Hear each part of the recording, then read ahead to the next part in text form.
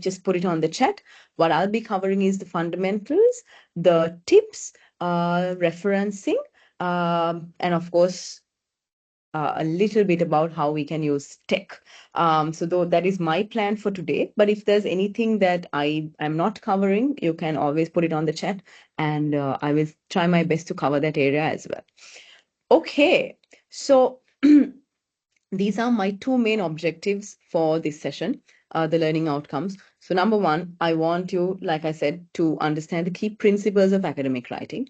And of course, the second one is something that none of us like, I think. I want you to get to know about referencing, right? Which is, again, not the most fun thing to do, but something that is part and parcel of academic writing. So, academic writing is actually nothing too much to make a fuss about, but it's just that it's slightly different to normal writing, right? When I say normal writing, we have so many kinds of writing. We have business writing, we have journalistic writing, we have creative writing, we have email writing, we have text writing, right? So a little bit about me. My other job apart from Next is I am actually, yeah, I am a writer. I suppose you can call me that. So I work for LMD magazine as a business journalist. So I do a lot of business related writing, but that is of course a little bit different. Academic writing is a little bit different, and I want to tell you why these differences are. So the first and the most important thing that we have to remember when we are doing academic writing is it's always based on facts and not opinions, right? Now, this is something that we see is one of the things that is very difficult for us to get our heads around. What we mean by facts and opinions are, facts is anything that can be backed up by data, by statistics, right? Opinions are also really good, but opinions can be subjective. For example, let's say today I was reading something on women, and statistics, right? Now we know, common sense, we know that there are more women than men in the world and in Sri Lanka, right? That has been a statistic that has been there from the time of the World War. And in all countries, because of a lot of reasons, there are more women living than men, right? Now, if I write something like the female population is higher than the male population in Sri Lanka and around the world, that is a completely, perfectly correct sentence, right? Nothing wrong about it. But the thing is, when we are writing academically, which is needed in a dissertation, right? If I just say that, no matter how correct my sentence is, it's still going to come as an opinion, a good opinion, but still an opinion, right? If I say there are more women, there is a female population than a male population in Sri Lanka and the world, that is an opinion. But if I say, according to the 2020, I think the statistic was 23, according to 2023 statistics done by the Census and Statistics Department of Sri Lanka, there is 51.6% of women in the population. Now, there I am giving a fact. So there, what I'm saying is backed up with information, is backed up with a credible source. Now, that is the fundamental of academic writing.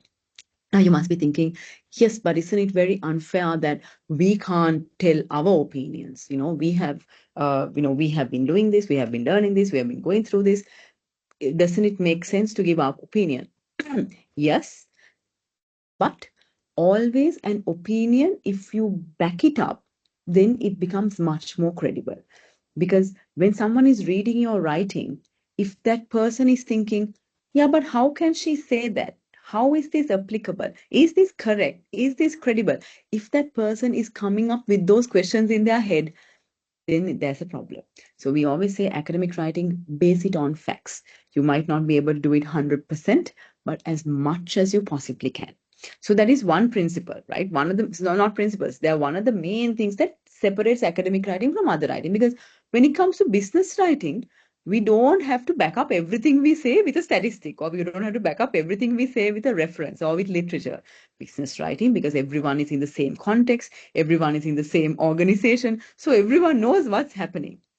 Academic writing, not the case. Second one, uses clear formal language. Now, this is something that, of course, unfortunately, we have to follow. In business writing, in even my kind of writing, in journalistic writing, we don't get too formal, right? Unless, of course, it's a board paper. We don't get too formal. But academic writing, we say, you don't have to write in like Shakespearean language or something like that. But as much as possible, keep it formal. Let's try not to use slang words, colloquial words, just to make it very clear for everyone. Includes evidence from other experts in the field. So this is also something that is related to the first one. Academic writing is always based on facts, but of course these facts might come from statistics, might come from industry, and might come from different authors, different experts in the field who have written. So this is where referencing comes, which I'll cover a little in the middle of the session. And also, very important, the fourth point, academic writing is always very focused, right? Answers a specific question or field. Now, in creative writing, even in journalistic writing, we sometimes, we paint a nice picture, we give a lot of background, we kind of create a space, and then we tell our point, right? Which is what we do normally, even in talking, right? But academic writing, no time for beautification, no time for explaining everything around and then getting to the point. We try to get to the point pretty fast, right? And of course, fifth point, very important, always has a very logical structure. When I say logical structure, it means you will plan how you are writing before you write, right? You will plan how you're writing before you write, just so that you don't go uh, out of focus. A lot of the time when I'm reading dissertations or proposals or whatever, right, or assignments, what I find is sometimes, if we want to write 5 points, we will write the first point superbly, right? A lot of words spent on that. But the rest of the points, maybe not that much. So academic writing says, no, if you're writing 5 points, make sure all 5 points have given enough weightage, right? So we work a little bit with a little bit of structure also. And of course, the last one is obvious. It has to be grammatically correct. Again, I'm not saying this is like English literature or like Shakespearean stuff and things like that. Normally grammatically correct, right? So what I always tell my students is, if you see a red line on Word, please look at it. It might point that there is something wrong with that sentence, right? So we have tech, use tech. So this is why we put a little bit of fuss on academic writing, because it's a little different than our normal writing. I want to take you through a few principles. I'm not going to take you through everything. Why I call these, we'll read that later. Why I call these principles is academic writing, you guys, is something that is actually a way of thinking. We always think it's about writing, the style of writing and all of that. But actually, academic writing is a way of thinking. When you understand the principles of academic writing, it changes your thinking.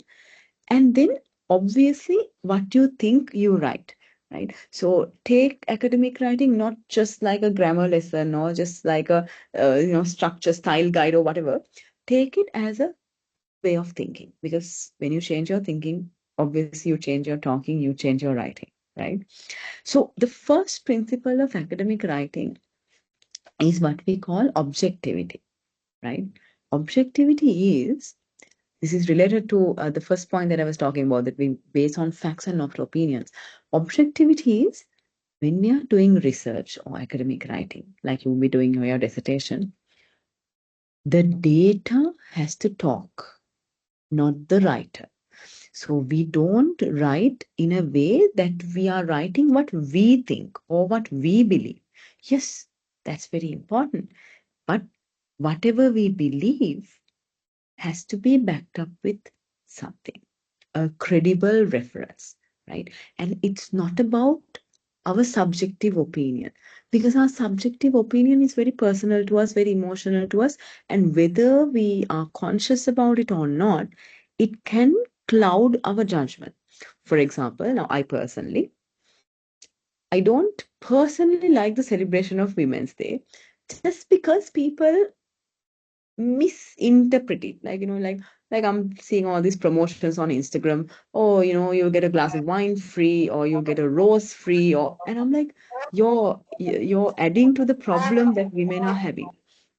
Right? You're adding to the problem that women are having, because we are all about trying to get out of that whole, girls like pink and girls like flowers. We're trying to get out of this, and people are like, giving free drinks, which I personally don't like. But again, that is what I personally think. Now, if I want to put this into, let's say, some kind of academic writing piece, I can't just write that, because someone will say, yeah, that's what you think. So what, right? That's maybe because you had a bad experience, or that's what, you're different in thinking.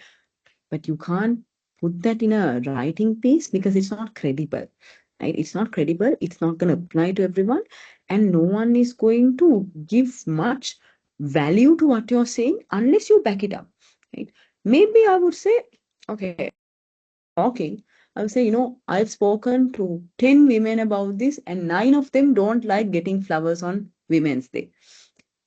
Now, then I have a little bit more credibility. It's not just I who is saying this, but I have, talked to other people. When you're writing, of course, you can't be talking to people like that.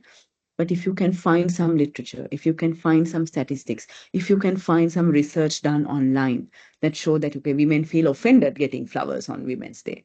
Now you can say, you know, traditional celebrationally practices of Women's Day seem to offend women, and you give the reference. So it's always not about what you think and what you believe. It's not about something subjective. It's about being objective, right? Being clear, having evidence, and being emotion free. Academic writing avoids personal subjective words also. So the other side of it is, now this is about the thinking that I said earlier. When it comes to the actual doing, the writing part, there are also, we have to be objective, right? Here, what we mean by objective is, if we use subjective words like something is nice, wonderful, worthwhile, usual, something is normal, it is normal for us to do this. It is worthwhile that we invest in female empowerment. Now, the problem is, these words are awesome, but the problem is, when I say worthwhile, when I say nice, it might be very different to when you say nice, right? I might say nice. For me, nice is in the middle. It's not beautiful. It's not gorgeous. It's not ugly. It's nice. So when I say nice, my nice is there. But maybe when you say nice, it might be like gorgeous to me. So see, these words can be interpreted in different ways by different people. Another simple example. Sometimes we say, we frequently do performance appraisals. Now, in my case, when I say frequently, I mean monthly, right? But for some other people, frequently might mean 3 months. Some other people, frequently might mean every day. So we have to try to avoid those kind of words. So instead of saying frequently do performance appraisals, I would say we do performance appraisals on a monthly basis. So no one has any questions. No one can misunderstand me. No one can misinterpret me. Very clear. So we have to always try to avoid writing subjective words. Also, when we come to this whole maintaining objectivity thing, and this is something very easy that you can practice when you're writing academically, we must remove, sorry, I went to the next slide. We must remove ourselves from the writing.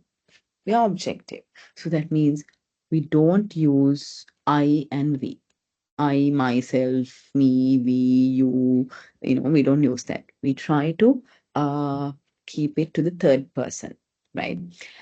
And there is only one exception to this rule, and that is if you are writing a reflection. I don't know whether in your dissertation you have a reflection at the end. But if you are asked to write a piece of academic writing reflecting on your learning journey, then you can use I and my and myself and all of that, because you are reflecting on your journey. That is the exception to this rule. Otherwise, we generally don't write I and we and you and they, right? We keep it very detached, very third person. So just take a look at this example, the red one, right? You could say that Churchill made some catastrophic decisions early in the war.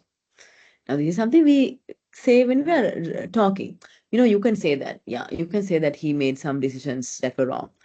But in academic writing, we don't use the word you. We say it can be said. Right? Simple things. So when you talk of objectivity, always remember it should be about your thinking. Sorry, it should be objective thinking, not what you are thinking subjectively. It should be objective writing in terms of no one misinterpreting your words, and it should be objective in terms of the tense that we are using, the stance that we're using. So no I, we, you, they, right? So when we start to think objectively, everything becomes a little bit different. I'm not going to cover too much on this. We have to also be impersonal. So like I said, no I, we, you, they, always in the third person. Instead of saying, I identified 3 cases of academic whatever, 3 cases were identified, right? Very simple. We keep it very objective, right? And very impersonal. A little bit more on the structured approach. Okay, a little bit about me. I won't cover everything in the slides. If I think that you can read and understand, I will just skip. But I want to talk about the structure. Now, like I said before, we have to always start with structure when we're writing academically. If you start without a structure, you will start and then either you will write too little or too much, and it becomes a little bit of a disaster, right? So what I would tell you is, you might have already seen the friendly guide that you would have used when you did the proposal. You would have a dissertation guide also like that. We have given you areas to cover under each section, right? Now, this is very important that you manage your words properly. Now, this is something I think I won't call it academic writing. I would just say being assessment smart, right? Sometimes I tell people it's not about what you know, it's about how you show what you know. So let's, for example, say, right, forget the dissertation. Let's, for example, say you have a 1,000-word essay to write, right? 1,000-word essay to write. And when you check the mark breakdown, right?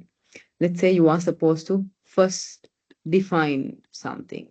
And for that, you get 30 marks, 30% of the mark. Then let's say you have to answer a case study question, right? Let's say for that, you get 50 marks. Right? Then let's say you are supposed to give recommendations, right? So let's say you get 20 marks for this. Now, if this is your mark breakdown and this is your words, right? That means 30% of your words has to be spent on definitions. 50% of your words have to be spent on the case study answer. 20% of the words have to be spent on the recommendations. Now, generally what I would do is, anyway, you have to write an introduction and a concluding paragraph, right? So I would say maybe 50 words for the introduction, 50 words for the conclusion, then you have 900 words left, right? So out of the 900 words, half has to go for the case study question. So that means 450 words have to go for this, right? And then I'm not that good in my math, and you guys are, so please excuse me. So out of the 900, 30%, so 300 words will go here. I'm just like writing, not correct. I don't have my calculator. Why is this important to structure your words like this? Because if you write anything more than 450 for the case structure, case study answer, you're still getting only 50 marks, right? Let's say you write 600 words here. you still get 50 marks. But the problem is when you write 600 words there, you'll have to cut off from either here or here. So you still get the same amount of mark, but you're losing marks here and here, right? So I always tell this to people, don't overwrite and don't underwrite. Sorry, always write what is necessary depending on your mark structure. So when you take your proposals and your dissertation guidelines, the friendly guides, it has been, those words have been, put there depending on the marks that you get, right? Even if it's not put there, even if you have to make a decision, always look at how much should you write. Because I see so many people just writing a lot on an area that they like and then writing like few lines for the other areas. That is not being assessment savvy. So this obviously helps in your structure also. So two wins, right? Always remember, structure that well. If you're writing 5 points, first draw a skeleton. These are the 5 points. Okay, I'm going to explain the point. I'm going to put an example. The other ones also, I'm going to explain the point. I'm going to put an example. The fifth one, I'm just going to explain. No. If you put an example to the first one, second and third and fourth, you have to put an example also to the fifth. So structuring it is very, very important. Right? It creates a nice flow for the reader. And of course, the third point on the slide, another principle of academic writing is very easy to practice, right? Some of these things that I say might be a little difficult to practice. It might take practice to practice them, right? But some of the things I say are very easy to practice. Being concise. Don't write unnecessary words when you're writing academically, right? Now, for example, a man called Robert Smith invented something. We don't need the man called part. Robert Smith, right? In a book referred to as this. No. Just write the name of that book. Be very concise because anyway, you don't have too many words, right? I know when you start the dissertation, you'll be like, oh my God, I have like, how many words do you have? 10,000, 12,000? I have so many words, I can't write. But when you're actually writing, I promise you're going to write more, right? And then you're going to have to find ways to cut it. So be very, very concise, right? Now, this is something that I think this is more of a thinking point than a writing point. So when your thinking changes, your writing changes. Criticality, right? Academic writing has to be critical. When we say critical, what we mean is not to criticize, right?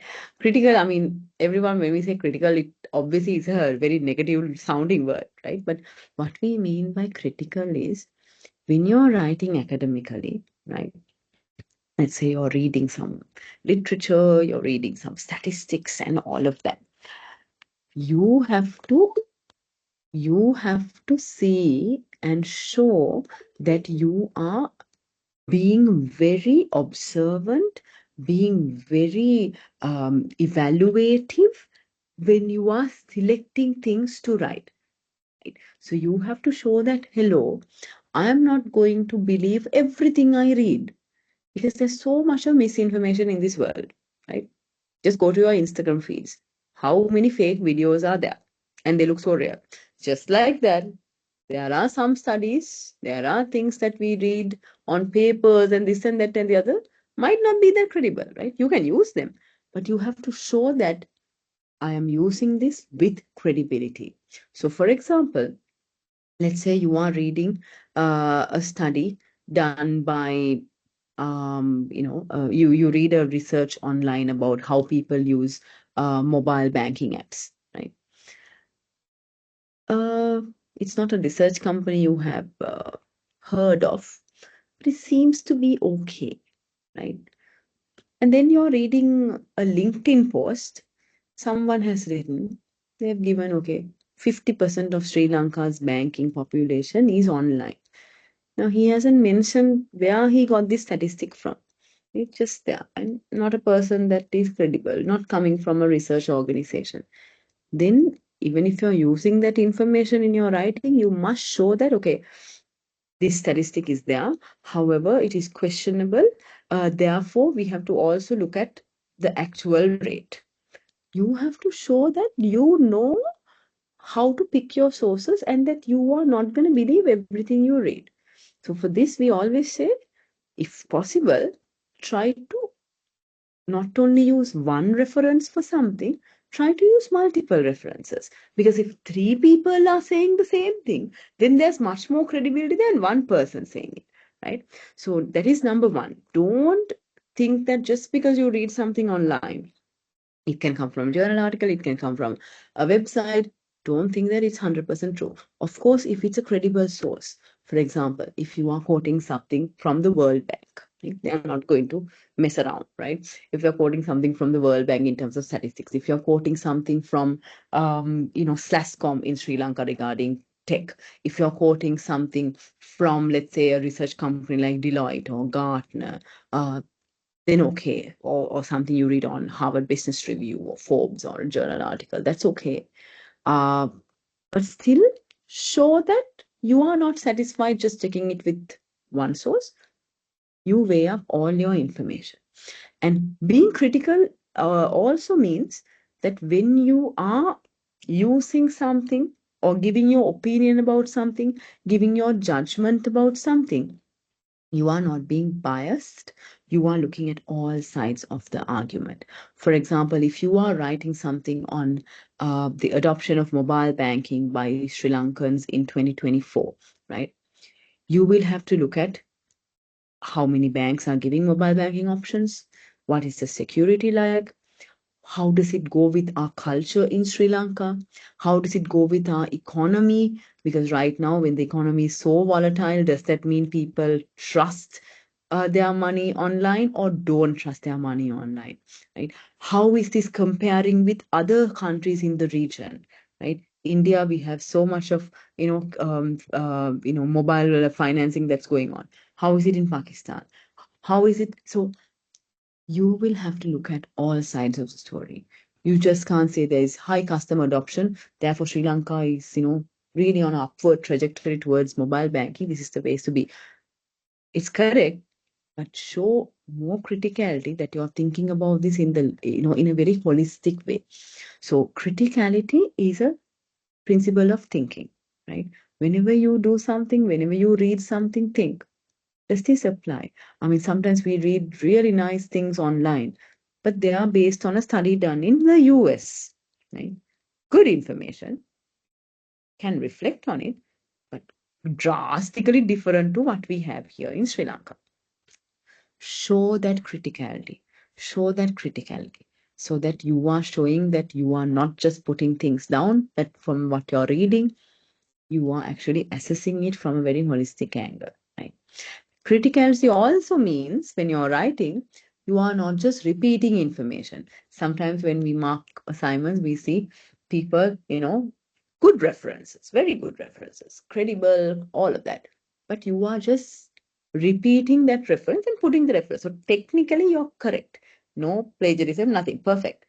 But you're just repeating what you read somewhere else, which does not really add too much of value to the assignment, right?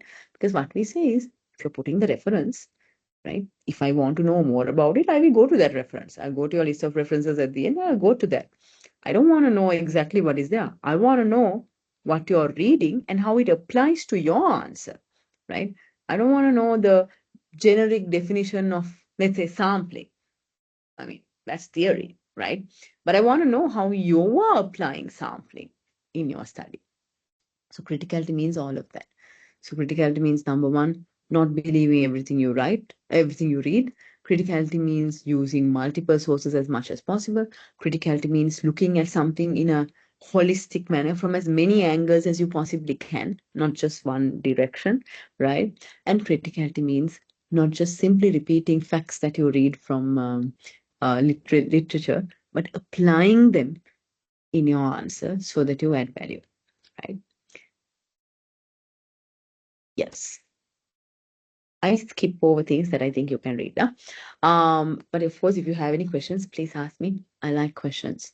Otherwise, it's just me talking alone. Um, this is something that's very easy to implement. Now, if I just go back, right? Like I said, there are some things that I'm talking about, but little bit, you have to think about it, amend your thinking, and then it will come to your writing. But there are some things I say that you can quickly adapt. So if you are new to academic writing, if you are new to research, I would say first grab those quick tips.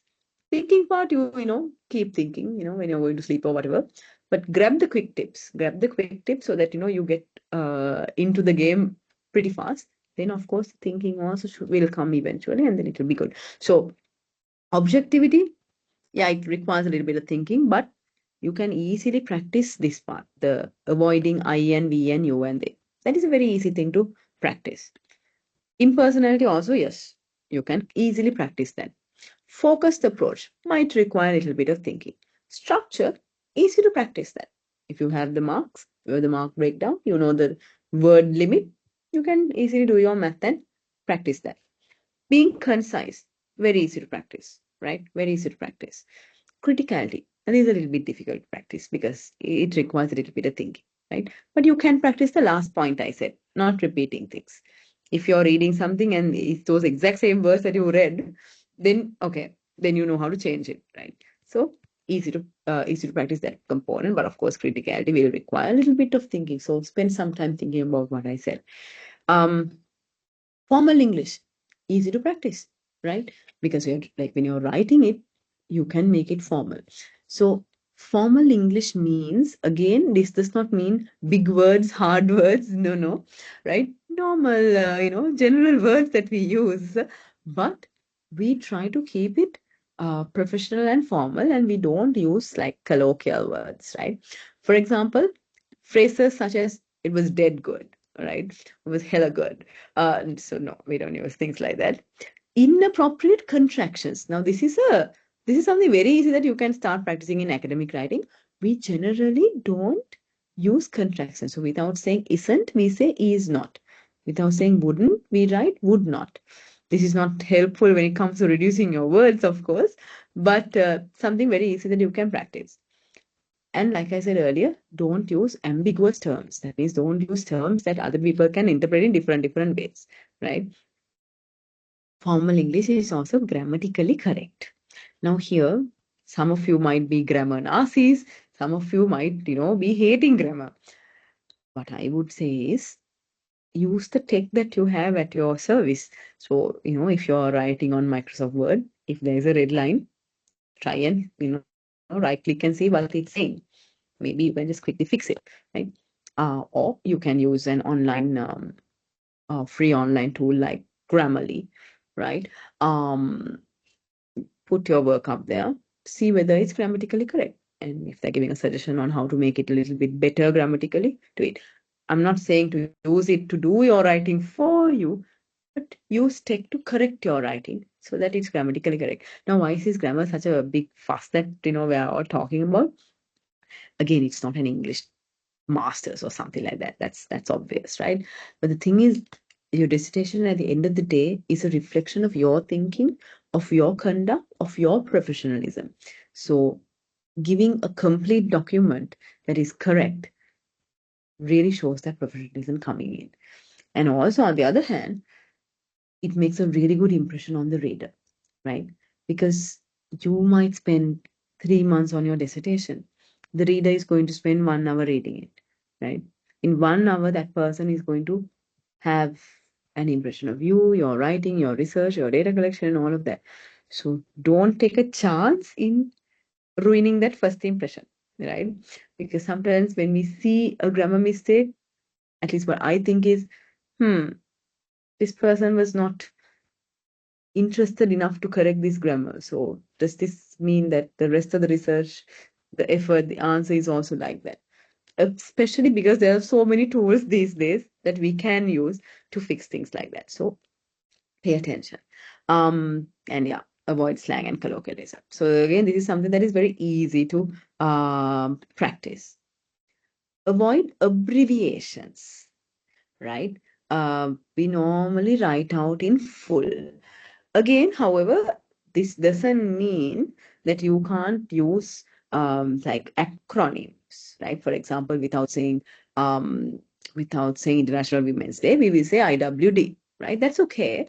But what we will do is, in the first instance, we will write International Women's Day, and then we put a bracket and put IWD close, and then after that we use it. That's okay, right? But abbreviations, like I said, spell out the word without saying that is, i.e., we say that is. It isn't, we say is not. Right? So again, something that is a quick thing to fix in your writing. This principle is a very contradictory kind of principle in my opinion, right? Being cautious. What we mean by being cautious is when you're writing academically, we ask you not to sound 100% sure about something. Yeah, it sounds contradictory, right? You're thinking, yeah, if you're not 100% sure, then what are we doing here? It's like this, right? Academic writing, like I said, is a way of thinking. It's a way of thinking about your learning also. So what we say is when we are learning, right, we have to always be open to new learning.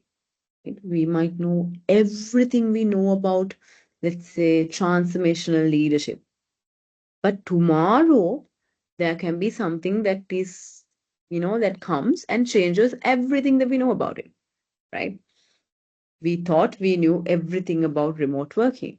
And then the pandemic came, and we're like, oh, all this time we were just doing this, okay, but this is everything changes. New knowledge comes every day, new information comes every day. Everything changes, right? So, because of that, we can't show as if we know everything or that what we are writing is like gospel truth, right? We have to always show that, yes, I'm writing this. This is correct as far as I know it. However, I am open to the fact that I have missed something. There is something new coming. So we say this is about being academically cautious, right? So we use words that express this lack of certainty.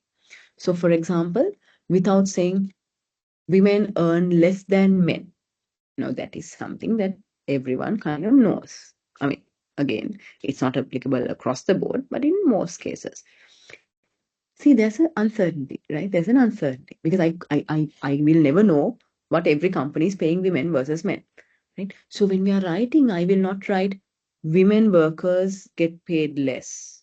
That sentence is very strong. Women workers get paid less. Okay, that's done. That's that. Nothing. No one can question it. No, we don't write it like that. We will say evidence suggests or most company practices show us that women workers get less pay than men. There might be different cases, there might be exceptions, but most company practices show us. I'm not saying it. Most company practices are showing us. So, in other words, save yourself and write. Save yourself and write so that no one can ask, how can you say that? Don't let anyone ask you that. So we use phrases, we use words like appears to. This research appears to highlight the issues with mobile banking. Seems to, tends to, may, might, possibly, apparently, seemingly. Right? We use words that doesn't show certainty. Right? Avoid expressing absolute certainty. Right? Don't try to write as if someone is writing the Bible. There is always room for something else. Show that you're open for this. That means you are a learner at heart, right? So look at the example in red. Drinking alcohol causes breast cancer in women. Now, this is probably true, right? But if we write it like that, it's going to tell that if you drink alcohol, it will give you breast cancer, which is not true. We don't know because there is possibly no way to know that. There can be one woman who is exempted, right? So we say some studies, and then you will have to put the reference here, what the studies are, suggest, look at these words, suggest that drinking alcohol increases the risk of breast cancer. Now see how different the two sentences are. This is us being academically cautious, right?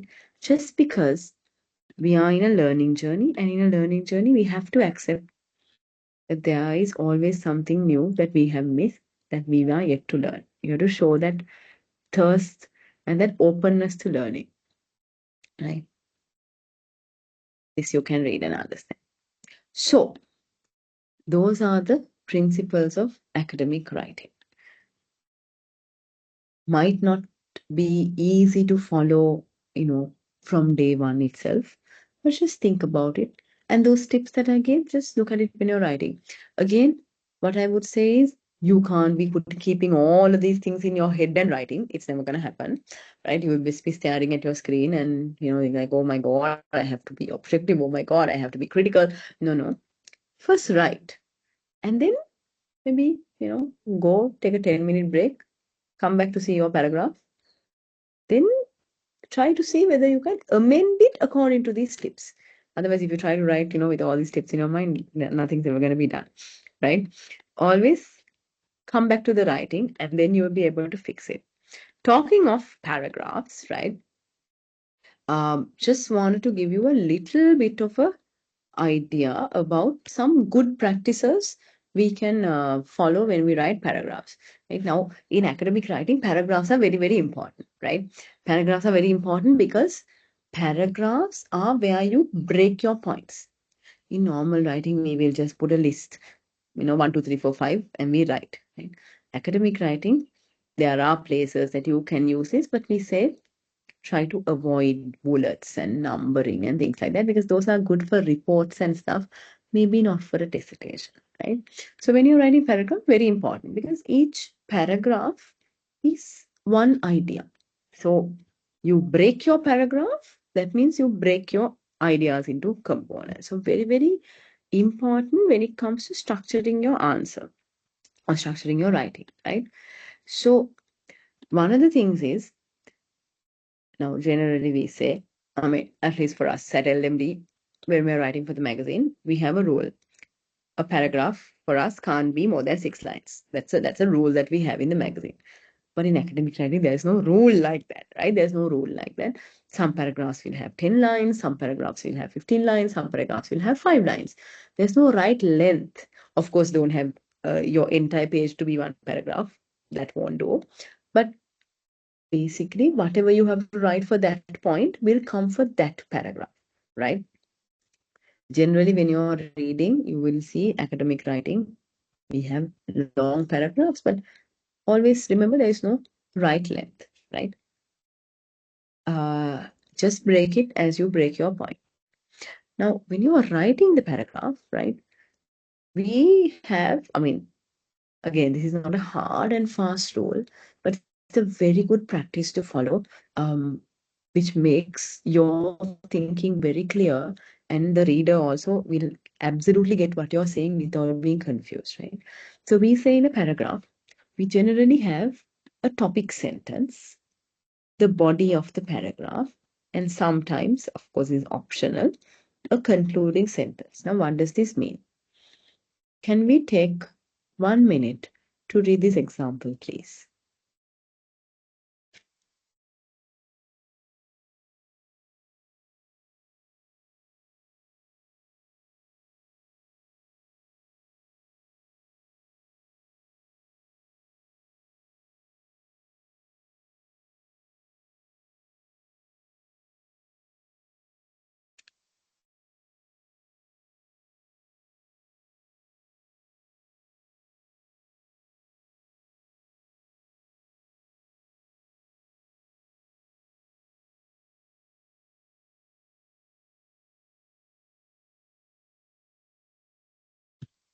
Okay, so this is a very perfectly written paragraph in terms of the structure, right?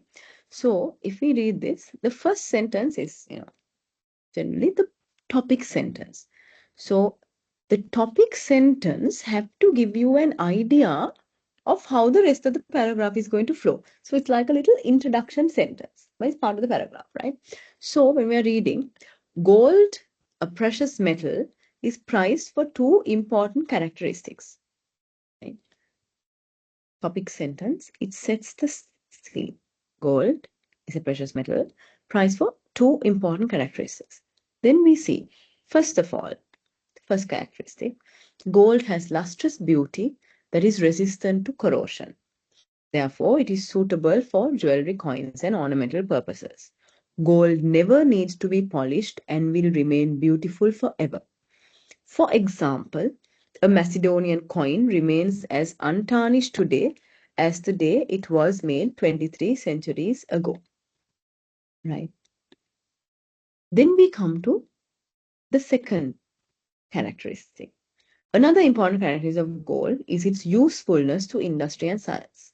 First characteristic is lustrous beauty, that is resistant to corrosion. Second characteristic is usefulness to industry and science. For many years, it has been used in hundreds of industrial applications. The most recent use of gold is in astronaut suits.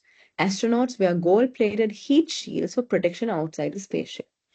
Now, if you look at this paragraph, it is beautiful. Why? Topic sentence tells us gold is prized for two important characteristics.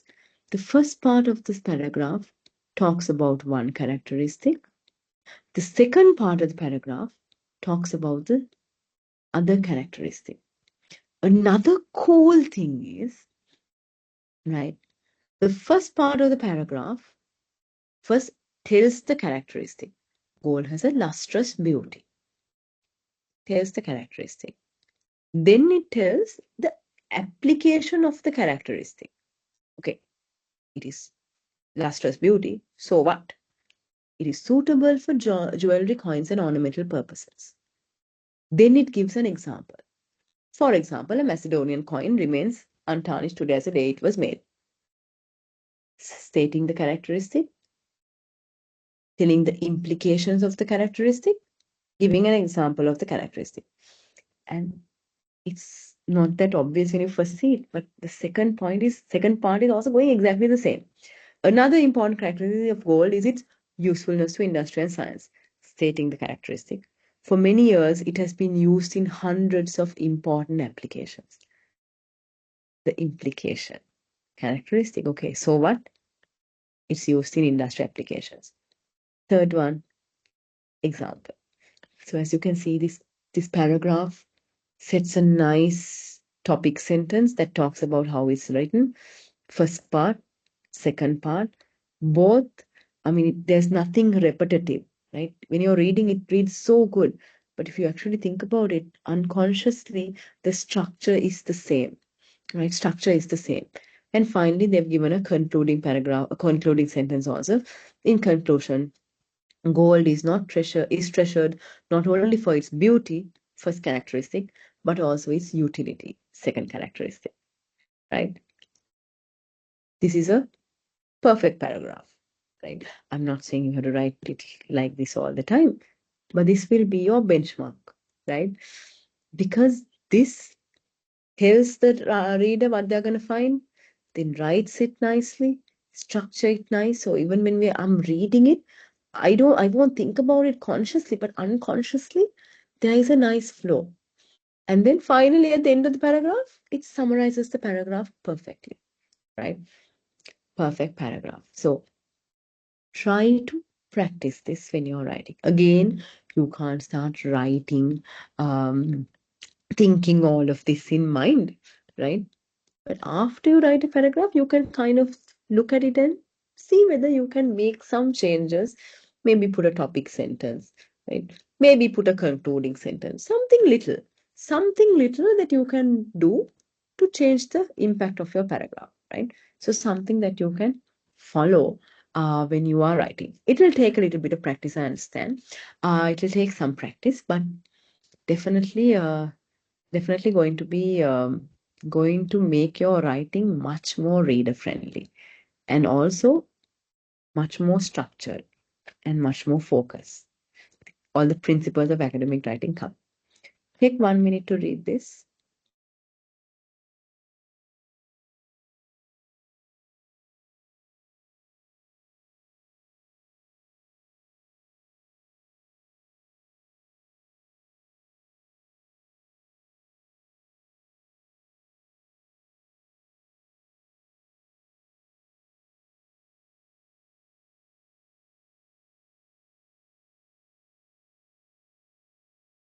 I have this example to show you that every paragraph shouldn't have to be like this, right? This is a paragraph where the topic sentence is not in the beginning, right? Because it's a comparatively smaller paragraph, less amount of words. So just the topic sentence comes at the end, right? Albert Einstein, one of the world's geniuses, failed his university entrance examinations on his first attempt. William Faulkner, one of America's noted writers, never finished college because he could not pass his English courses. Sir Winston Churchill, considered one of the masters of the English language, have to have had special tutoring in English during elementary school. These few examples show that failure in school does not always predict failure in life. This is also a nice paragraph, right? And if you see, we don't have a starting topic sentence, we have an ending topic sentence, or maybe a concluding sentence, which summarizes the entire paragraph. But if you see the three sentences, guys, first sentence, second sentence, third sentence, 3 points, right? Albert Einstein. It always starts with the person's name. William Faulkner, Winston Churchill. Then it explains the person. One of the world's geniuses. One of America's noted writers. Considered one of the masters of the English language. Then what was the problem? What he did? Failed his university entrance. Never finished college. Had to have special tutoring in English. As you can see, similar structure, no? Similar structure. It's not obvious when you read it, but your subconscious is working on it. Similar structure, right? Very easy reading, very easy understanding. Because remember, like I said, you will spend 3 months on your dissertation. The person is going to spend just 1 hour reading it. You have to get through to that person as fast as possible, as clear as possible, right? And they have to remember it. So after reading these 3, you write this, which perfectly kind of summarizes the paragraph. I want to show you this example also so that you understand it doesn't always have to look like this. Sometimes it will look like this, right? But remember, these are not things that, will come overnight. Try to just amend the paragraph that you're writing. Write it, then come back to it and fix it, right? And I promise you, slowly, it'll be a part and parcel of how you write. Right? Now, that is writing a paragraph now. How do you go to the next paragraph, right? Transition. So normally we have 2 ways of transitioning from one paragraph to the next, right? Because sometimes when I'm reading assignments, one paragraph, the next paragraph, there is no connectivity between the two. And you might think, yeah, what connectivity? You're writing it under a normal heading, so obviously it's all connected. Yes, but it's the thought process, right? It's the thought process.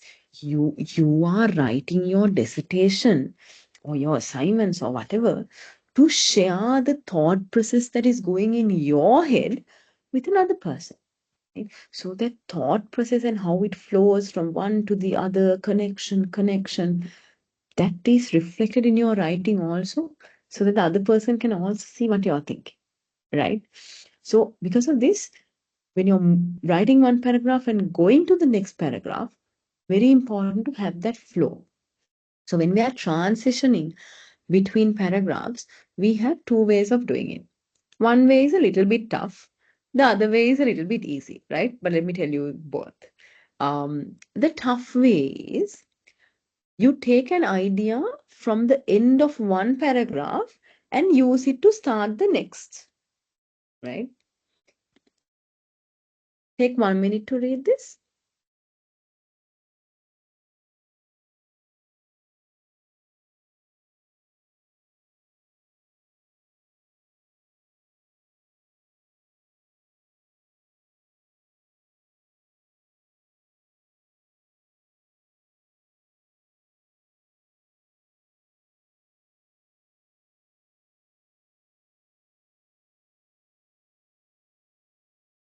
Unlike many countries in Europe, multiple voting shares do not exist in Thailand. Thai law prohibits the issuance of such shares. Therefore, when we identify who owns and controls the sample firms, we focus only on 3 control mechanisms, namely direct, pyramidal, and cross shareholdings. Then we are saying there are 3 control mechanisms.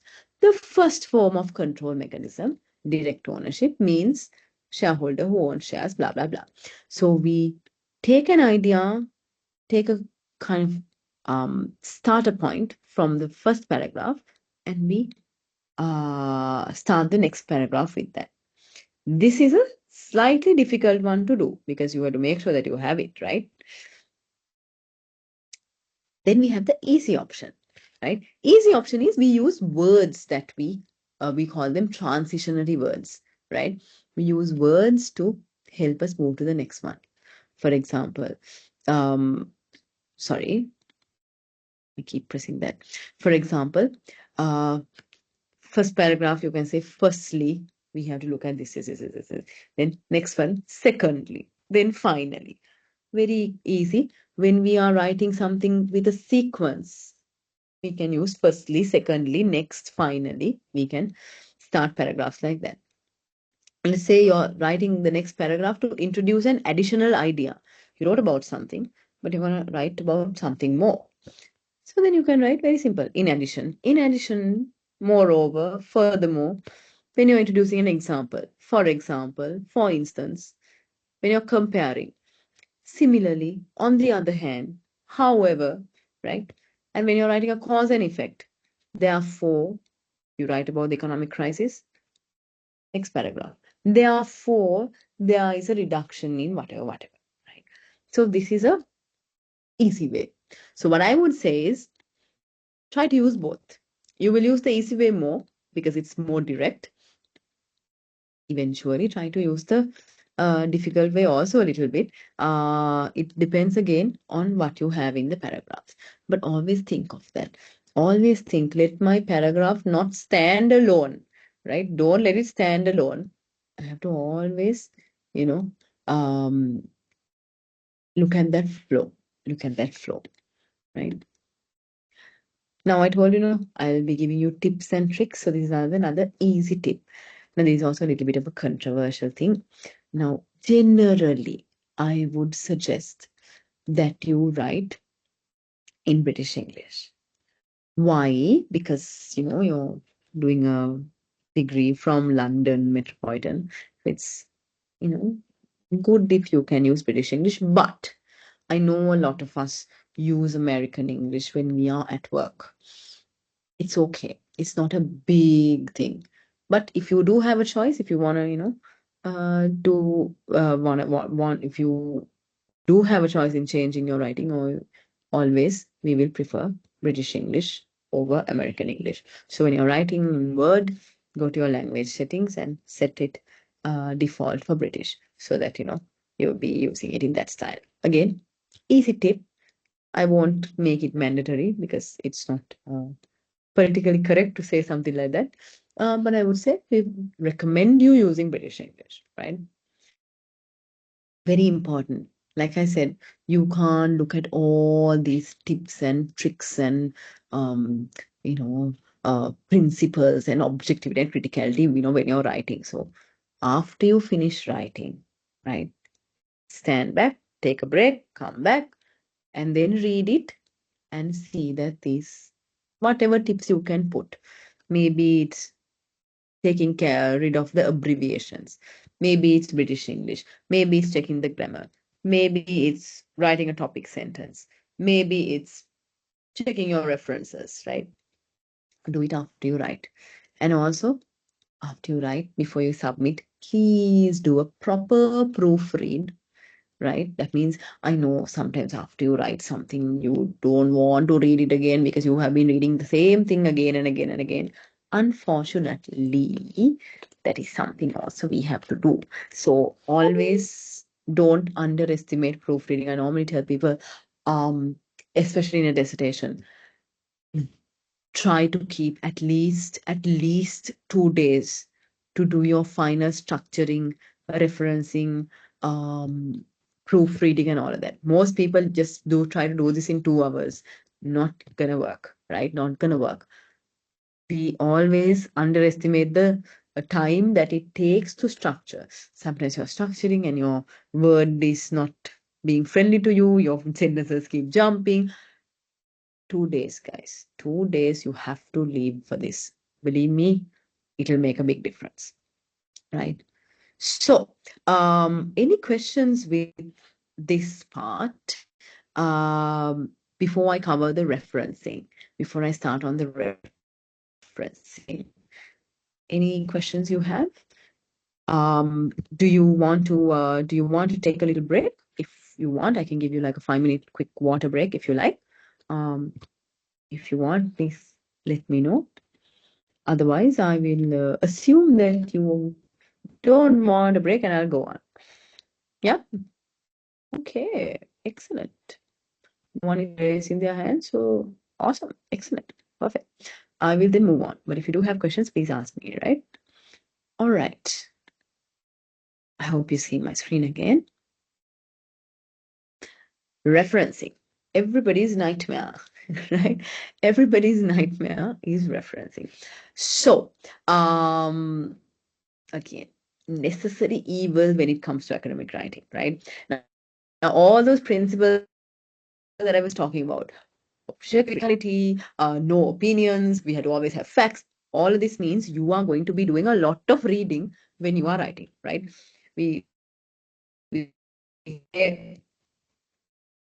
people do dissertations, but 80% of it is going to be what other people say. It's true, because you will have a very big reading component, right? The literature review. That is also other people's stuff. Then you will have a very big data collection component. That is also other people's stuff. So what are you doing? Just kidding, right? So you will be doing a lot of reading, right? A lot of referencing. You will read literature, you will read statistics. When you are using them in your work, you have to do referencing. Otherwise, the big problem is you get caught for plagiarism. But also referencing adds value to your work, right? When we see an academic document and there are a lot of references there, it shows us that you have done a lot of reading to write this piece. And you have been critical. You have not just, relied on one source for everything, right? Sometimes I read assignments for 2 pages. It's the same reference. Why? Because that student has only read one article, right? And like about 5 or 6 places, the same reference is coming, right? So it gives a lot of credibility to your work. It demonstrates that you have read, and also it helps your learning, because actually a dissertation, yes, obviously you get a mark, you get a grade, and you get an MSc and all of that. But a dissertation is a big learning opportunity, because you are going to read things that you will otherwise never have read, right? So, and you are going to listen to people, you're going to do interviews, you're going to do, let's say questionnaires, you're going to get information from people, right? Which otherwise you would never have got, right? Sometimes the biggest learnings I've had have been when I'm interviewing someone for my research, right? Because, like, of course, some people say really unnecessary things and, things that are not valuable. But sometimes some interviews that I've done for my research, I'll be like, oh, wow, I'm so happy I'm doing this research, because research aside, this guy is saying something really cool. So you're going to do a lot of learning, right? And all the things that you are going to read for your dissertation, that is all learning for you, not for your dissertation. Dissertation, okay, fine, you get a mark, that's done. It's learning for you. So increasing your references is increasing your learning also. And obviously, the obvious thing why we need it, the technical reason why we need it, is because it keeps you safe from plagiarism, right? And that's important, right? Okay. So when it comes to academic sources, right, when it comes to reading, you're going to read a variety of things, right? Now, we say, as much as possible, try to read academic sources, at least when it comes to the literature. When you're looking at your business problem, research problem, rationale, those things, and industry insights and things like that, obviously you will have to read industry related things, not company related, right? try not to read company published things, because always if a company is publishing, they are not going to publish the entire story. They are going to publish what makes the positives, right? No company is going to put in the annual report that they did some blunder. That's not going to happen. So I would say, don't use any company published sources about themselves. If you want to read about a company and how they are faring, check the news at least. Yes, that also is going to be a press release that was given by the company and then the newspaper just publishes. But still, at least the source is impartial or supposed to be impartial. So don't read company sources, but you will read a lot of industry sources, right? Again, like I told you, I'm not someone who comes from banking and finance, but you will have go-to credible sources when it comes to banking and finance. For example, if the central bank publishes something, if the World Bank publishes something, right? If the Association of Bankers publishes something. So you have credible sources in industry also. So always you will have a mix of academic and industry. In terms of academic sources and all, right, and industry sources. So journal articles, obviously, will be top of the list. Published reports. Books are okay. I am a little cautious about books. Make sure the book is not subjective. Right? For example, I can write a book tomorrow about research methods, but that will be my interpretation of research methods, right? Will be helpful, hopefully. But if you read a journal article, or if you read a research report, or if you read a book written based on research, so much more credibility. Otherwise, a book can be an author's interpretation, an author's opinion, an author's judgment about things. So I'm a little conscious about books, but of course you can use them, right? But I'm saying always that credibility factor. Then where do you find these articles? Right. So I hope you have gone to the London Met Library, uh, played around. If you haven't, try and do it. And also don't underestimate the power of Google. Because what I've personally found is not just Google Scholar, even normal Google, right? There are a lot of research articles that we can find on Google, right? So what I always tell people is improve your Googling ability, right? When it comes to the university library, it's easy to find that you just put the keywords and whatever is there will come. But when it comes on Google, you have to learn how to search through the clutter, right? For example, you have to learn how to search, right? For example, if you're looking at customers and how they are using mobile banking, let's actually try it out. Most of the time, students tell me, Ruwandi, we can't, wait, let me just quickly share my screen. Let me go to Google. Most of the time, students tell me, Ruwandi, we can't find anything. There's no research, there's no articles, and all of that. So what I say is, try to change your words, right? Now, for example, if you are looking at, again, I have to tell you, there is very little research in Sri Lanka, unfortunately, but it's growing. Good news, it's growing, but very little research. So sometimes you'll have to look at other countries. Not sometimes, most of the times you'll have to refer to other countries, especially when it comes to things like journal articles. But I'm just showing you, if you are doing a research on customers, and how they adopt mobile banking, and if you're looking for journal articles, especially, you can use the same process for other things also. Change your words, right? So for example, I would say customer adoption of mobile banking. And when I'm searching for a journal article, I will maybe write the word journal article, and I will always try to, even if I don't write the journal article word, I will always try to put the PDF letters, because sometimes journal articles, they are there, but the article is not there, or you have to pay, and let's not go there, right? So, okay, ResearchGate is a good database, and you can access most of its articles when you log in. So they will ask for your university ID, and with the London Met ID you can log into most of these. So it's not going to ask me now because I've already logged in. Wait, let me tell the website that I am human. Second. Yeah, okay. One of the most weirdest things. A machine asking me if I'm human. Anyways, right? Custom adoption towards mobile banking. Okay, International Journal of Research. Good, good.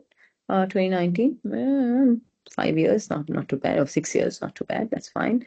Okay, authors in India. All right, good, closer to home. Good stuff, right? And then you have all this other stuff coming for adoption. But you have to remember, some authors will use the word adoption.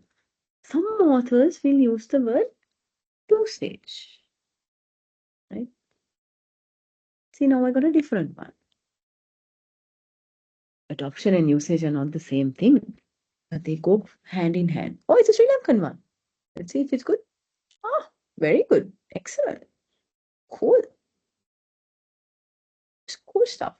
I mean, recent also. Very cool. And okay, peer reviewed as well. Nice.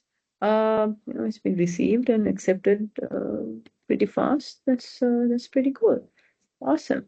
So you have to remember that the search that you do, the words that you use, without saying customers, you can say banking consumers, right?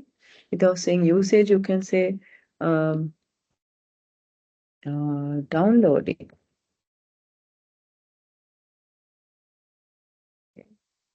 Examining experience, or experience is another word that you can use, right?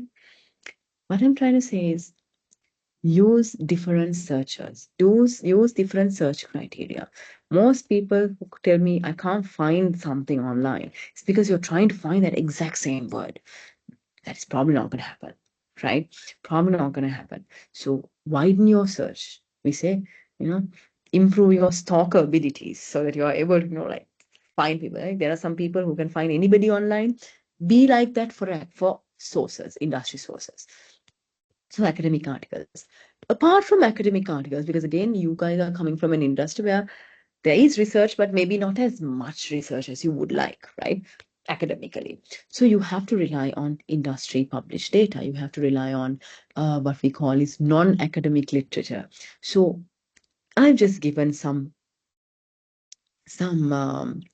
places that are my go-to sources when I want to find something that's not too academic, but that is also credible. So for example, anything you read on The Economist, on Forbes, on Harvard Business Review. Harvard Business Review, of course, there are limitations. So, for example, you only get 3 free articles when you log in every month. So that's okay. Sometimes even that helps.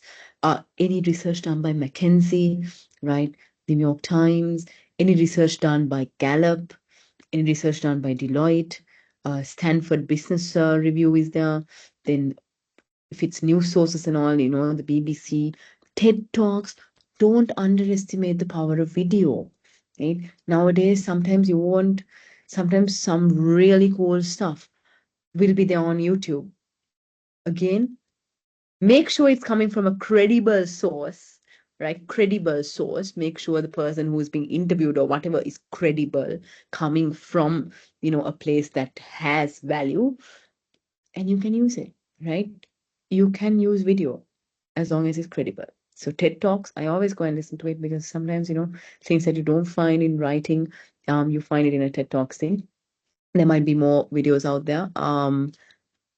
Explore, explore, expand your search ability.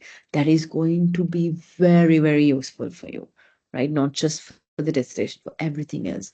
Because in this day and age, when everything is online, when everything is AI, when everything is becoming more and more click of a button, you have to know how to find that information. Everything is out there. I don't think anyone can, maybe there'll be 2% of things that you can learn without the internet, right? But most of it is there, right?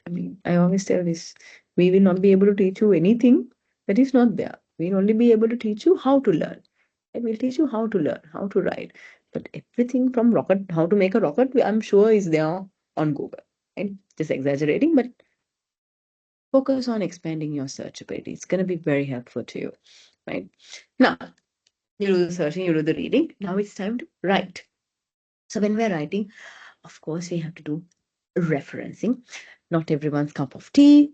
I don't think anybody likes it, but we have to do. So when we are doing referencing, right, we have to do two types of referencing. In everything we write, we have to do two types of referencing. One is in-text citation. One is the list of references. In-text citation is the referencing that you will do in the text. That is your answer. List of references is what you do at the end of your dissertation. You give your reference list. Both are needed. Both are needed, right? I'll tell you what. In-text citation is when you are using the reference, then and there you have to put the reference. So for example, benefits of adopting e-business processes within healthcare supply chains have also extensively been discussed. And you put the reference of all the authors that have discussed this, right? Fisher, an author called Fisher, argues that functional products are the staples that satisfy. So in text is always, as soon as you're using it, you put the reference, right? And when you're doing in text, we only put the author's surname and the year of publication, right? We don't put the first name, we don't put the initials, we don't put the month, we don't put the name of the book or the name of the article, no, nothing. We just put the author's surname and the year that it was published. If we don't know the year, we put N dot, D dot, but I really don't like putting that because it just, I mean, if it's a credible source, the year will be published, right? Just the surname and the year, like this. Surname, comma, year. That's it, right? If it's a corporate author, if the author is the World Bank, right? Or if the author is Forbes, or if the author is Harvard Business Review, then you put the author's name. Harvard Business Review, 2020, right? You don't, sometimes I mark assignments and you find the entire like website link there. No, right? Just the author's surname and the year. That's it. One change, if you are doing direct citation, right, direct quotes, then in addition to the author's surname and the year, we have to put the page that you are reading. So when it comes to referencing, guys, in the text, we can do it two ways. First way is when you paraphrase it and you apply it to what you're writing. That means you don't write the exact same words that that person has written, right? I personally recommend this approach because otherwise, I mean, you don't have to repeat someone else's words. No, you have to apply it in what you're writing, right? But let's say you read something and, my God, golden quote. There is no way you can paraphrase it. It has to be written like this. Fine, that's okay. But don't do it too much, right? Very minimum. If you're using direct words from the source, then you put it in inverted commas, right? If you are using direct quotes only, we put the page number, P dot, the number of the page. Otherwise, we just put the surname and the year, right? So when you are referring in text, right, there are many ways of doing this. Like I said, you paraphrase and integrate it into the sentence like this. Burns suggested that the majority of hospitals seem to have outdated information systems. Surname, year in brackets. Because now this reference is part of our sentence. It is our sentence. Another way, you don't make it part of your sentence directly, but you put it at the end of the sentence, like this. You write the sentence, RFID technology has been used in a range of applications, such as access to buildings, blah, blah, blah, blah, blah. And this sentence you have taken, like you have taken the information from this author. Then you open a bracket, put the surname, comma, year, close the bracket, then finish the sentence with the full stop, right? Two ways of using the paraphrasing technique. So here that means you read this and you are applying it. You read this and you're writing it in your own words, right? You can use both ways. Here it's actively part of the sentence. That's why we put the author and then the year in brackets. Here it's passively part of the sentence. You write the sentence and then you put the author at the end. But the full stop comes after the reference, right? Not before. I have seen sometimes in many assignments, the full stop is here and then the author and then again another full stop. No, right? No full stop here. You write the sentence, open a bracket, write the author's name, surname, comma, year, close the bracket, full stop. Right? Now try to do this method, both these methods. Have a mix of it. Otherwise, everything will look the same. So have a mix of it. Third one is one that I don't like too much, but anyway, sometimes we have to use it. Direct quotes, right? Direct quote, again, there are two ways of doing, right? Sometimes it's a few words that you take from the author and you put it inside your sentence. Sometimes it's a whole paragraph from the author, right? Here we need the author's surname and the year, just like always, and you need the page number, like I said. For example, the first one, right? Few words from the author in your sentence. Then you just normally write it. Author's surname, open bracket, year, comma, p dot, page number, close bracket. In case it's a website, forget the page number, don't worry about it. But if it's a journal article or an industry report or a book, you need the page number, right? Argues that the functional products are the staples that satisfy the consumer's basic needs. So basically, you take words here and there and you put it, right? Good. If you are really wanting to use more than a sentence directly from the author, still it's okay, but please don't overdo it because then it's not your work, no, it's somebody else's work, no, and might as well incorporate it. But anyway, I can't be biased like that. If you are referencing, direct quoting more than a sentence, you have to indent it. That means your normal sentence will be like this. A project includes certain degree of uniqueness and dissimility as Sickmill, the author. Again, same thing. Open bracket, year, comma, p dot, page number, notes, dot, dot. Then you leave a line, indent it, space bar, sorry, tab 1 to the right, and then direct quote, and then you put it, right? Have less of this, have more of this, but have a lot of this, right? So these are the ways that you cite it in your work. Now, this is one type of referencing which you have to do. And unfortunately, this referencing is counted in your word count. Why? Because it's inside your text. It is part of your answer, right? You have to do this. And you have to do this. Then you have to do another thing too, right? Which is the final list of references. So, sorry, everything that you cite in the text, you have to have a corresponding entry in your list of references. Everything, right? Sometimes when we mark things, there are citations, but that citation is not mentioned in the list of references. Sometimes there's a list of references things, but those are never used in the work. So don't let that happen. Everything you cite has to have a corresponding entry in the list of references. Why? Because you're just giving us the author's surname and the year here for us to know what did you read. Okay, Fisher, then you put the initials and then the name of the article and then where did you read it. Okay, Harvard Business Review, when did you read it? And if you want to put this, if you read it from a website, the website and all of that has to be there, guys. I cannot emphasize this enough. Right? So When it comes to writing the list of references, let's be smart here.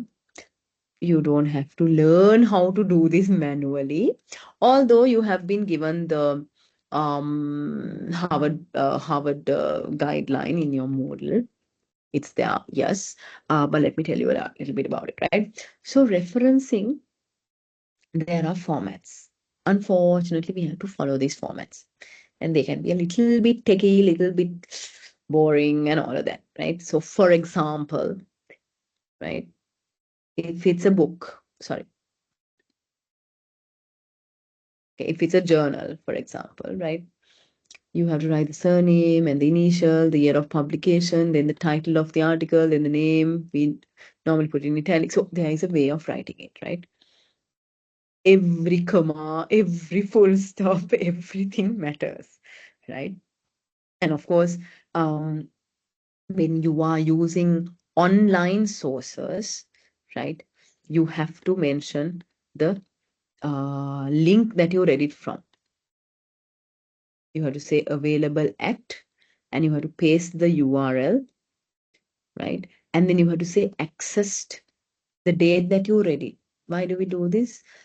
Because online sources sometimes they will write the article in December, but in January they will make a few changes, right? Sometimes when you read things on Forbes, even sometimes when you read things on the papers, right? They say originally written and amended. So what if you referred something when it was originally written and after that they amended it? So you have to tell us when did you access it? Sometimes what you wrote might not be there when we go and check it, right? So these are things that are necessary. Yes, Meoni. Oh, a question. Yes, can we put it as accessed on 12th March Yeah. 2012 or accessed 12th March Okay. Very 2012? good question. Very good question. It will depend on the style that you are using. For example, now when we talk of referencing styles, the London Metropolitan University generally they ask us to do Harvard referencing style, right? But there are other referencing styles as well, such as APA style, such as the Chicago style, like different styles. Now, last year, the university had a new policy where they said we recommend Harvard business style. However, if there are students who have, familiarity with other styles, they can use that style.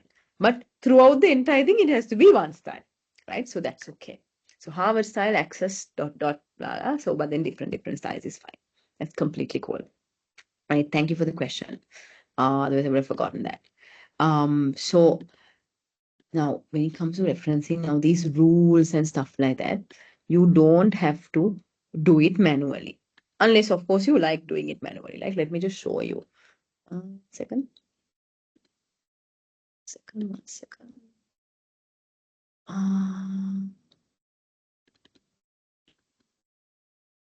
Okay.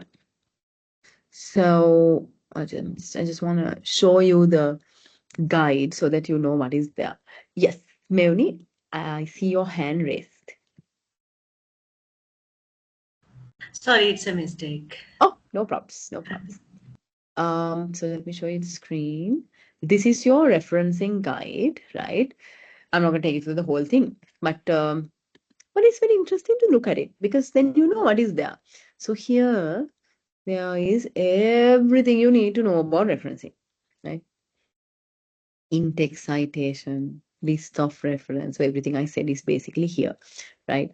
Uh, if it's one author, how do you write? If it's two authors, how do you write? If it's four and more authors, how do you write? So if it's four or more authors, we write only the first main author's surname, and then we put the letters et space al dot al, right? So all of these things are here, right? And then how do you reference newspaper if there are no authors? Oh, what do you do if there are no authors, right? I normally don't like when people don't have no authors, but sometimes, it happens. You will just have to put anon, right? Anonymous, right? So those things. Then, of course, you have how to refer books, how to refer book chapters. right? Books. Then journal articles, newspaper on print, newspaper online, right? How do you refer theater things? How do you refer conference papers, government paper? Basically, everything that you can refer in this world is there in this guide, right? There's also how to refer web pages, blogs, emails, how to refer Facebook. Everything is there, right? However, you don't have to learn that manually because, hello, we have tech, let's use tech, right? So use tech. I mean, sometimes you have referencing in Word itself. I personally have not used that. I personally use what we call this way. No, sorry. I always forget my own referencing thing. One second. Yeah, a Quillbot. I use Quillbot. It has been good to me. Again, I'm not too much of a tech savvy person. So you will know better software than me, right? So Quillbot is let me take you to a journal article. The customer adoption. Of what did we say? Mobile banking, no? So Quillbot is why can't Safari open it? So sorry. Sometimes the internet gives up on you, no? Okay. There we go. Right. So let's say we take this one, the one that we checked. Right. Okay. So in a journal article, if it's a relatively new one, right, you will have the DOI number, the digital object identifying number. Here it is. Right. Okay. So Quillbot. So my research is a little qualitative, so I use that. But anyway, let's say Harvard. So you can pick the referencing style you want. Right. Harvard. One second. So many styles. See, so many styles. Oh, one second. So, okay, there we go.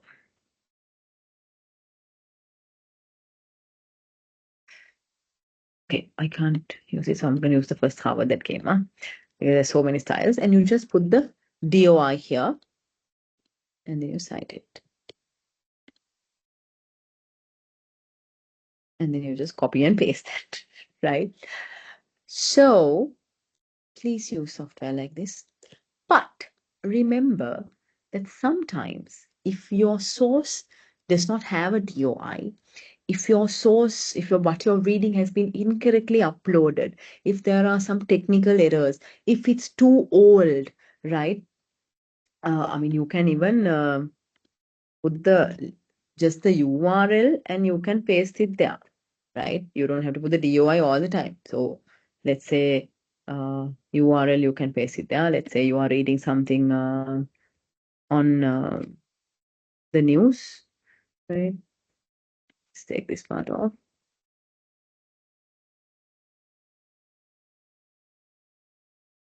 Let's just take, okay, global news wire. Let's take this article. Let's say where I reading this article, I can just put the link and I can get it, right?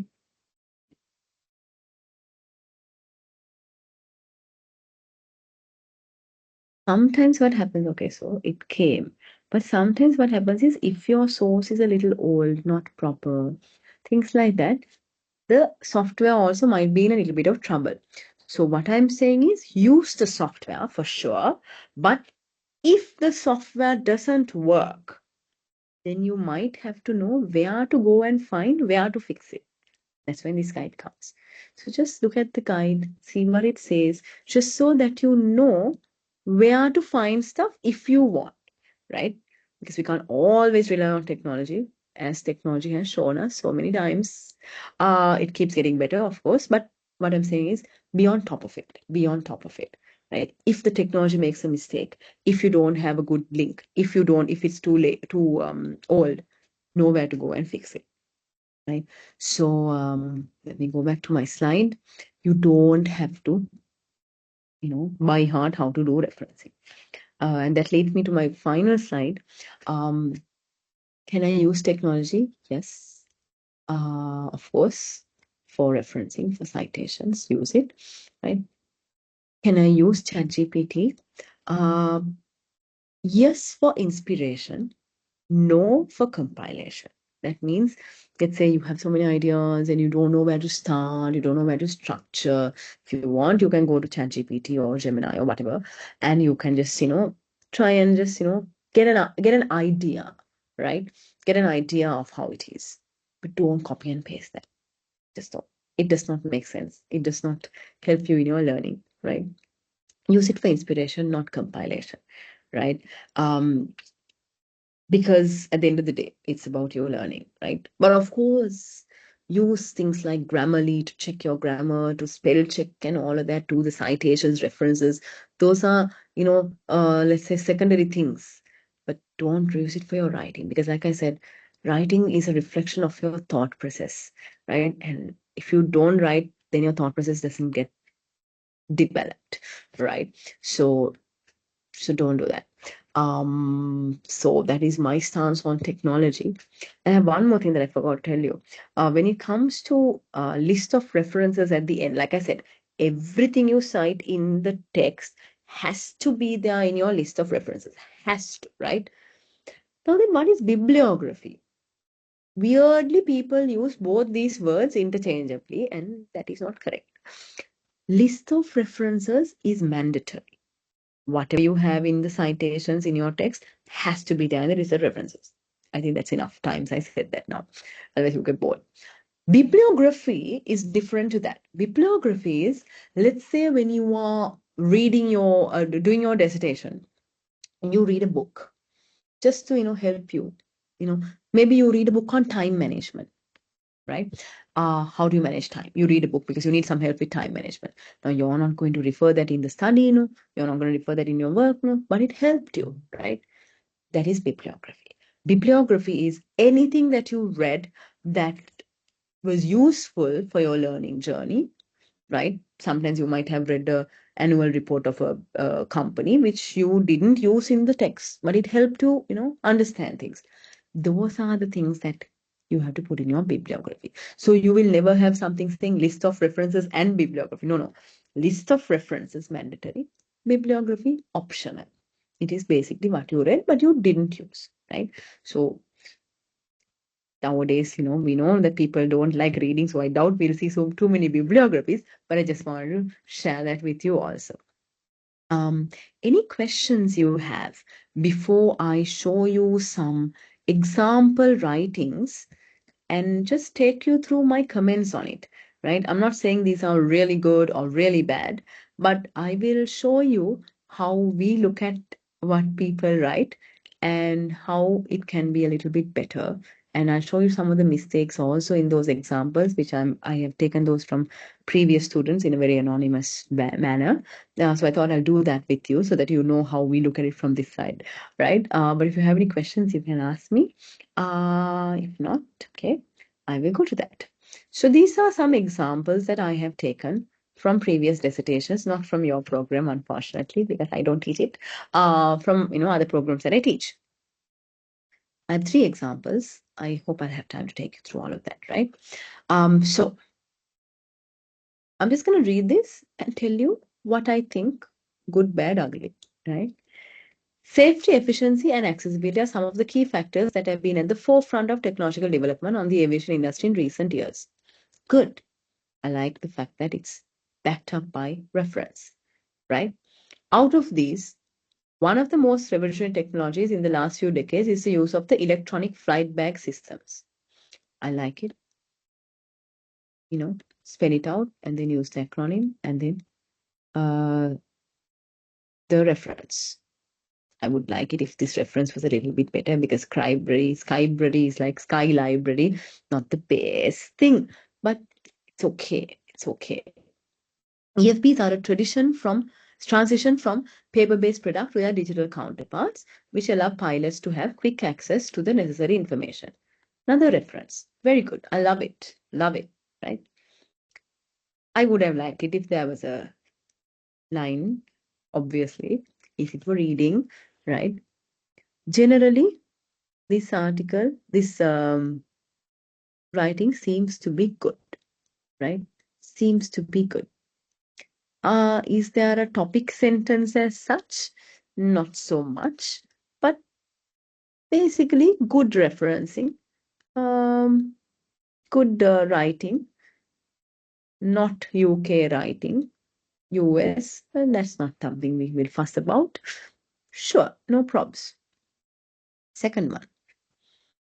A concerning gap persisted between most airlines' stated goals and employee behaviors. Now, this is wrong grammar. Most airlines, it's not one airline, it's plural. So, those things would have been fixed if this was put onto a software, right? Behaviors, it's US, not UK, but that's okay, not too much. Nice reference. Good. This highlighted a major business problem as confirmed by previous research as shown in Appendix A. I really like this because sometimes in your dissertations, in your proposals, you can't be talking about the entire problem of the industry. You'll have to talk about it in very summary. But if you want to give more information, please use the appendices. Right? They are not counted in the word count. They are not marked also. But if you want to give more information, give in the appendix. If that'll help the reader go there and kind of get more context, right? But if you're having appendices, you have to always mention it in the text. Otherwise, nobody's going to read that appendix, right? Same way, if you're using a figure, like let's say you're downloading a bar chart or a line chart about how customer adoption of mobile banking has been happening since the last 5 years. You know, you take it from some source and you put it, right? Sometimes I see people just putting it like this, right? Let's say you put a let's say you put a chart, okay. Oh no, let's say you put a table, right? You put some table of some information, right? And obviously, whenever you put a table, you rename the table, right? So right click, insert caption, table one, banking, that's or whatever. And then you put that. Okay, so table one is named. And you write. But guys, when you are using tables or figures, don't just let it hang like that, right? Don't let it stand on its own. Just like an appendix. If you have an appendix, mention it. If you have a table, mention it. Table 1 below shows the blah, blah, blah, blah, blah. Never leave a table or a graph or a picture or whatever hanging, right? Don't let it stand alone. Never leave an appendix without referring it to the text. This is what we're reading. So these paragraphs are your thought process. If there is a figure and it looks interesting, but I don't know how it's relating to what you're writing, don't let that happen. Always, if you're using something, please write about it. Link it to use it for your answer. So link it in, right? So apart from that, disconnect may have been due to employees lack of knowledge. Good. Looking okay. Yeah, looking not bad. Third example, last example. This study analyzes, it's okay, US English, no problem. The consequences of the Maldivian telecom sector on employee motivation when work and life are integrated, as well as the challenges and opportunities that come with it. The country's digital transformation, blah, blah, blah, blah, blah. Okay. What's the problem? The country's digital transformation, driven by its natural beauty and growing tourism industry, requires the telecom sector to provide innovative and reliable services to meet dynamic market demands. How do I know that the country is having a digital transformation? How do I know that the country is growing in tourism? How do I know that the telecom sector needs to... This is where the referencing has to come. Because if I just read this, I'll be like, okay, and you're saying this based on those questions are going to come in the mind of the reader, right? Nothing, right? Nothing. A motivated workforce is vital for the telecom industry to meet current demands and sustain in this ever-changing environment. What is changing? Right? Ever-changing. What? Changing in what? But if you put a reference here saying that you read it from, let's say, Maldivian sources or some whatever, then good. Then we know that there is something behind what you write. So when you read an entire paragraph like that, when you read an entire paragraph like that and there's absolutely nothing, this is all opinion, right? This line is okay. It's talking about the study, right? Uh, this line is okay. Goal of the research. Okay, this is basic about the research, no? But all of this is content. This is information. And if it's not backed up by references, at least for some of it, it's all somebody's opinion. Good opinions, correct. I'm not saying that the student is wrong. Good opinions, good, everything correct. But somebody can question it. Somebody can question it. Don't let that happen, right? Always back it up with what you're saying, right? Always back it up with what you're saying so that you show your reading, you show your criticality in thinking, you show your objectivity, and you show that you're not just saying this, you have proof to say this, right? So little things, like I said, some things that I said would be very easy to quickly kind of implement. Some things that I said will take a lot more thinking, but it's going to make a difference. Okay, I have a question. Do we have to use articles in the last 10 years or can it be before that? All right, good question, difficult question. I would say when it comes to academic articles, right, the theories and stuff like that, 10 years, yes, that rule is good. Unless you're talking about like major grand theories, like for example, Abraham Maslow's hierarchy of needs. Now that didn't come 10 years ago, that came like 50 years ago, right? So then it's okay. So be flexible with that rule. But yes, 10 years.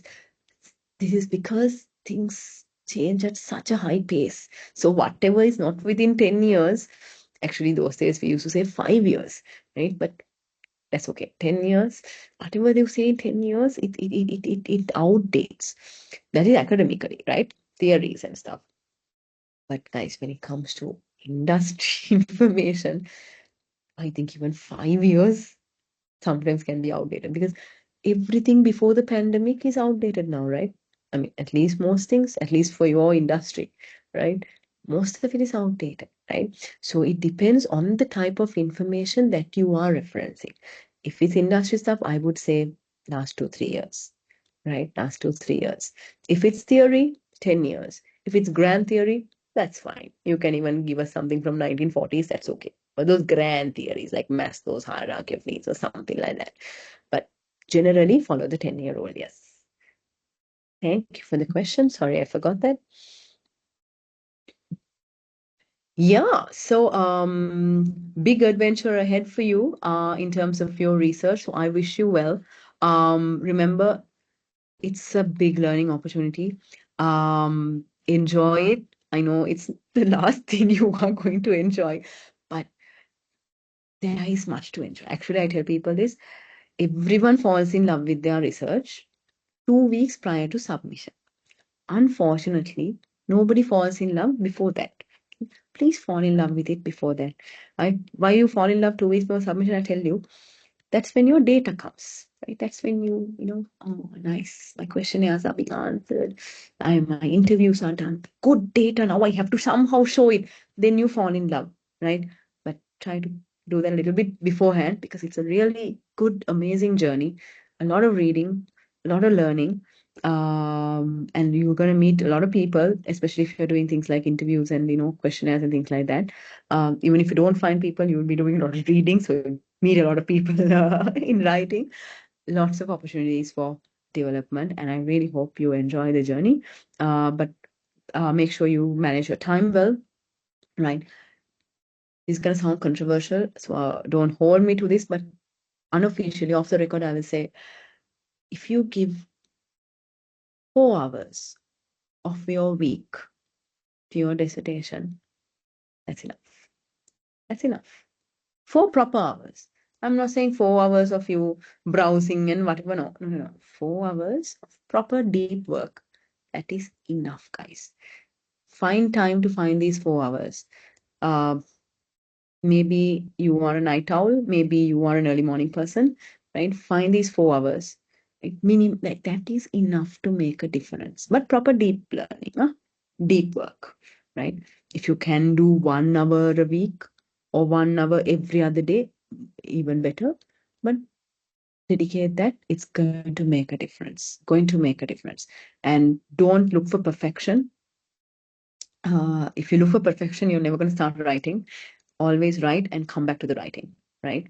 And last but not least, advice: please manage work life and study, obviously, and manage health.